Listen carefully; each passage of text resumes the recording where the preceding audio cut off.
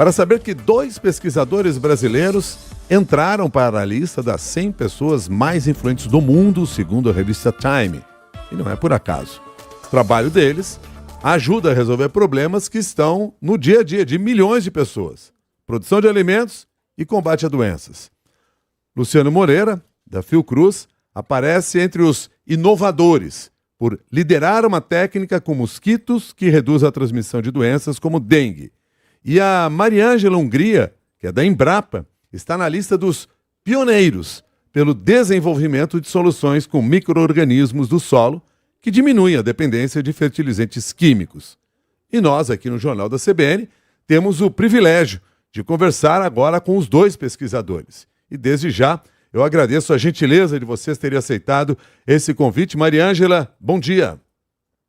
Bom dia, eu que agradeço a oportunidade de estar podendo falar de ciência aqui, né? Bom dia para você, Luciano. Bom dia, CBN, bom dia a todos os ouvintes. Bom dia, Mariângela. Mariângela, o que esse reconhecimento diz sobre a ciência feita no Brasil? Nossa, Milton, Marcela, eu falo que a gente não faz ciência no Brasil, a gente faz milagre, porque fazer o que a gente faz com o dinheiro e a inconstância de financiamento que a gente tem na ciência é realmente milagre, é graças à criatividade dos pesquisadores brasileiros, a vontade que a gente tem de resolver problemas que a gente consegue ir tão longe. Então, não sou eu que fui nomeada, é a minha instituição, são todas as pessoas que trabalharam comigo, é o agricultor que acreditou naquilo que a gente está colocando, é todo um conjunto de pessoas resilientes e com muita boa vontade de seguir em frente. E aí deixa eu ouvir você agora, Luciano, sobre essa questão, o que esse reconhecimento fala, né, da ciência feita aqui no Brasil. Acho que é bem o que a Mariângela falou, Milton e Marcela, que realmente é muita perseverança, né? Acho que é um trabalho de uma equipe de vários anos, mais de década aí, que a gente vem tentando, e essas parcerias, né? Não só de financiadores, Ministério da Saúde, Fiocruz, mas também toda a parte dos gestores locais, dos parceiros que a gente tem, a comunidade, as pessoas que aceitam o programa, para que a gente possa reduzir o sofrimento, né, causados pelas arboviroses, dengue, zika e chikungunya. Muito bacana toda essa pesquisa dos 2, né, que vocês realizam. Mariângela, queria te perguntar justamente a respeito desses seus estudos, que é uma pesquisa para formas de substituir fertilizantes químicos por alternativas sustentáveis. Sempre que a gente tenta entrar nesse quesito, né, tenta mudar o que já está pré-programado, enfrentamos certa resistência, até mais uma mulher nesse meio. Eu queria que você contasse um pouco dessa sua experiência ao longo dessa pesquisa.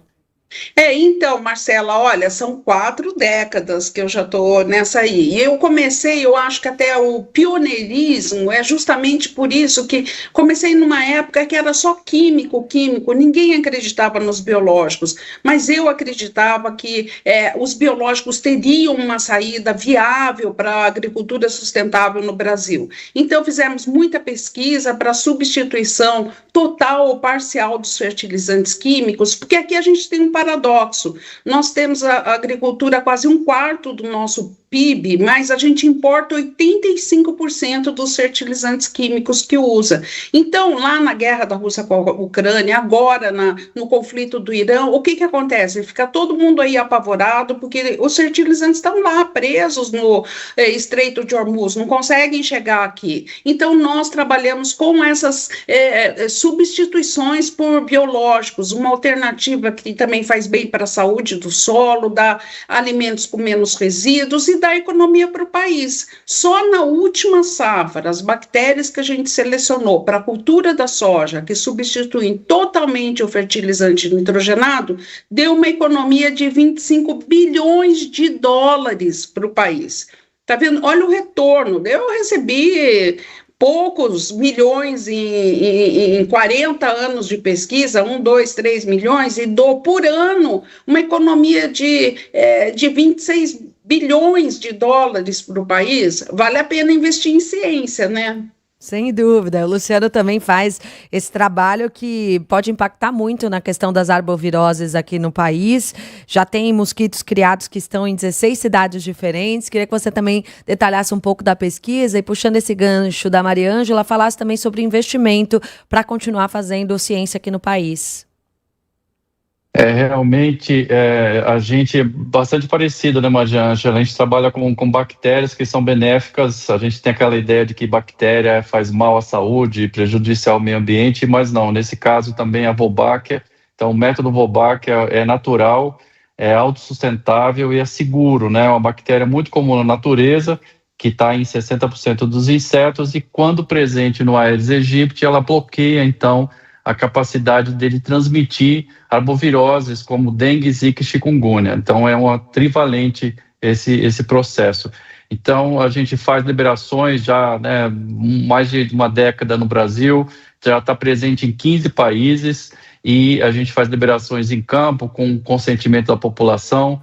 Os mosquitos, eles substituem a população de mosquitos que não tinham a Wolbachia e agora passam a ser mosquitos, podemos dizer, vacinados ali. Eles vão, então, bloquear a transmissão da dengue, zika e chikungunya, e a gente espera reduzir em muito, né, a toda essa questão de problemas relacionados às arboviroses.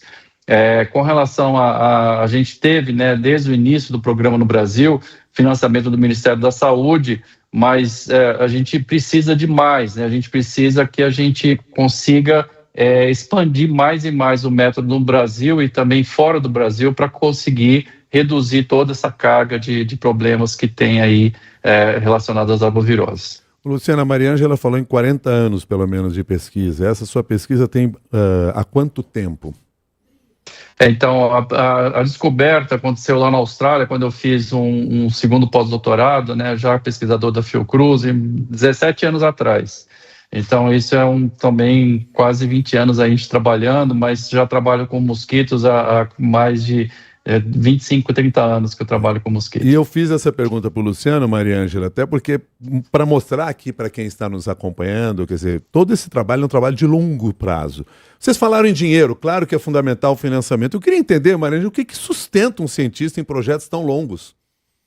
Então, até eu não sei como que nessa nova geração Z, né, tão imediatista, vai performar, né, como cientista, porque a gente já sabe disso, que as respostas elas demoram tempo para vir. E veja, no meu caso da agricultura, eu tenho que esperar a safra, tenho que esperar a planta, uma vez por ano, eu tenho que validar. Quando eu solto uma tecnologia, eu tenho que estar segura de que ela funciona em todo o Brasil, porque as recomendações no Brasil são em nível nacional, que ela vai funcionar, que o agricultor, porque se eu fizer alguma coisa errada, o agricultor vai deixar de acreditar na gente, vai deixar de acreditar na ciência.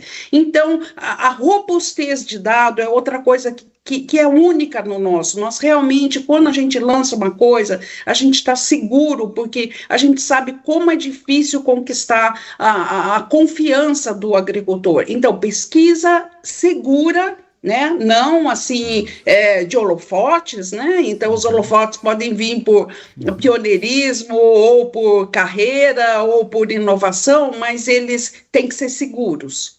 Luciano, queria ouvir você sobre essa questão da longevidade de um estudo, né? E o que sustenta vocês como cientistas num processo tão longo como esse, imaginando assim com uma série de frustrações no início dessa pesquisa até realmente chegar o momento de uma descoberta.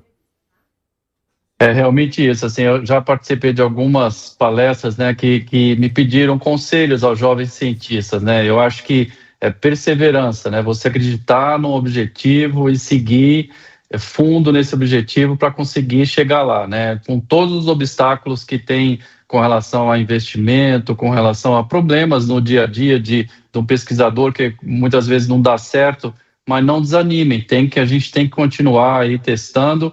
E no nosso caso, acho que tanto o meu como o da Mariângela, a gente está trazendo um benefício à sociedade, né? Isso que é o mais gratificante. Quando a gente vê que está funcionando, é a melhor coisa. Então, assim, a gente esquece dos 20, 30 anos, 40 anos aí dedicados à ciência. Então, é isso que nos move. Milton, posso completar uma coisinha nisso, só esse gancho? O que é importante, tanto do Luciano comigo, a sociedade entender a importância do investimento em pesquisa pública, com instituições públicas. Por quê? Porque eu trabalho também com o setor privado, a gente atende o setor privado. O setor privado, que é o lucro imediato, tá certo, eles pagam impostos, dão emprego, tudo isso. Mas o bem da sociedade, como é o nosso, produzir alimentos de um modo mais sustentável, do Luciano terminar com as doenças, isso é empresa pública, entendeu? Nenhuma empresa privada investiria em mim como investiu 40 anos, desde uma época em que ninguém acreditava nos biológicos. E a gente dá esse retorno para a sociedade, não é lucro. Às vezes perguntam, a Embrapa não dá lucro? Claro, a gente não vende nada, mas nós temos até uma metodologia que chama balanço social, em que comprovamos no último ano que cada R$1 investido retornou R$25 para a sociedade. Então, investir em ciência pública é investir no bem da sociedade. E acho que é importante também destacar, né? Nós falamos aqui dessa geração imediatista de estudantes, também nesses tempos de redes sociais. Infelizmente, temos muitos influenciadores que mais desinfluenciam do que influenciam de fato para um retorno da sociedade. Como é que é para vocês estar nesta lista de pessoas mais influentes, no sentido de tentar influenciar essa nova geração, essas novas pessoas que estão chegando, esses novos profissionais que pretendem seguir essa carreira, hein, Mariângela? Olha, eu acho que, eu falo assim, que se eu fosse uma ministra de Ciência e Tecnologia, para quem eu mais daria dinheiro seria para a área de comunicação, ciência da comunicação, porque vocês precisam ensinar para a gente, tem que ter alguma coisa disruptiva, para eu conseguir entender por que a gente dá uma mensagem correta e tem 5.000 likes, e vem um influenciador que fala tudo diferente, tem 500.000 likes, entendeu? Eu acho que a gente precisa entender isso, até para atingir mais a sociedade. Mas eu fico muito contente também, porque eu só tenho tido feedback positivo, sabe? Então, às vezes eu fico assim, temerosa, mas não, que eu vejo então que o país como um todo, todos os setores, e principalmente da agricultura, que tem tanto dilema na agricultura, a gente tem entre grandes propriedades, pequenas propriedades, não, todos querem a sustentabilidade e tem dado assim um retorno imensamente positivo e gratificante. E você, Luciano, acha que ainda tem salvação? É possível influenciar dessa forma positiva? Eu espero que sim, com certeza. A gente teve muito problema de desinformação, né, de fake news, inclusive no método Wolbach, mas é importante procurar fontes seguras, né? A CBN é um grande exemplo aí, para dar a notícia certa, na hora exata, com subsídios, né, com robustez, para que a gente possa levar à sociedade o que é realmente, né, a realidade, não coisas falsas aí que possam deturpar, inclusive derrubar grandes pesquisas que têm aí sendo desenvolvidas.